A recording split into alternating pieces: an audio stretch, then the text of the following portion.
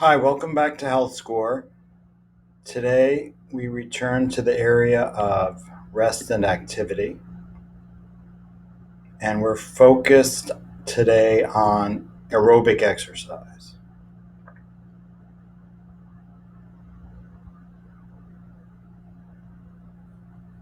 Aerobic exercise is recommended at 150 minutes of moderate intensity, which is the equivalent of brisk walking, or 75 minutes of vigorous intensity, or the equivalent of running each week.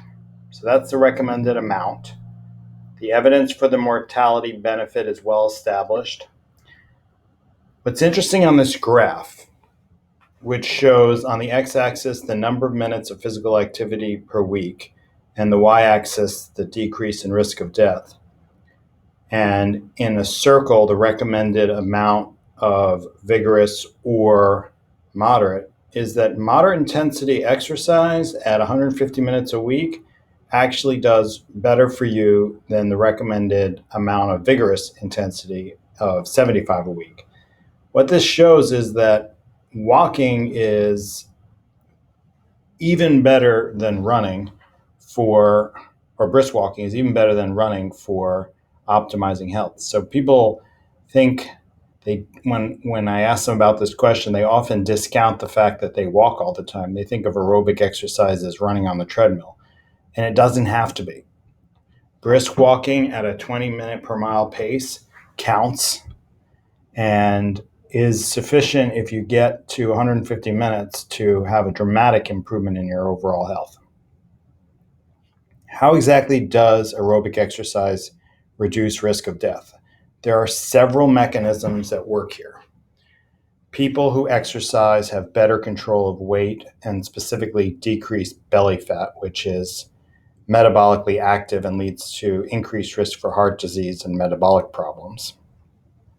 Regular aerobic exercise results in lower LDL cholesterol, or the bad cholesterol.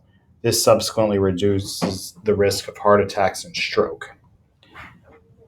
Regular exercise improves insulin sensitivity in the muscles. Insulin sensitivity is measured with the hemoglobin A1C, which is your average blood sugar over 3 months. Having a hemoglobin A1C less than 5% is ideal. Anything above 5 puts you at risk for diabetes and prediabetes. Regular exercise reduces your A1C and thereby reducing your risk for prediabetes and diabetes.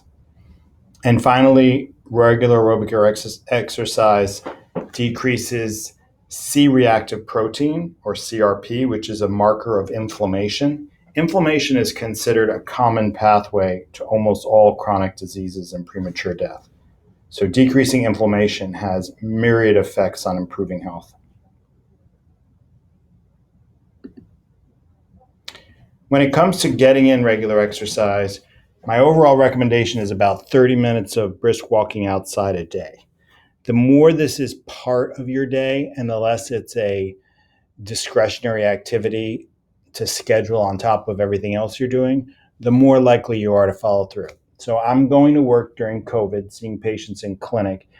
I ride my bike to work every day. Now, do I necessarily want to ride a bike for 5 miles a day? If you put in the abstract or you made me get on a stationary bike, I would probably not be as consistent. But because my way of getting to work relies on my own power, it's a non-negotiable. It's a habit that's formed because it's part of something I normally do. It's not an add-on. Often when exercise becomes something you have to go to the gym to do, it's less easy for it to be a habit that you can persistently pursue. If you're not going to work because of COVID, or you work from home, or you don't work, then scheduling a 30-minute walk outside is a great option, and having it be at a specific time so you're not battling the decision. It's just an automatic scheduled activity that doesn't require any conscious decision making. It's just part of your routine. I hope these tips help. In summary, we've described the benefits of physical activity, and how moderate intensity aerobic exercise is just as good, if not better, than the rigorous intensity. How aerobic exercise has myriad positive effects on health, and how scheduling exercise as part of your daily routine, so it's not something you have to use willpower to choose to do all the time, is the most effective way of making it a persistent habit. And second to that is scheduling 30-minute walks outside every day.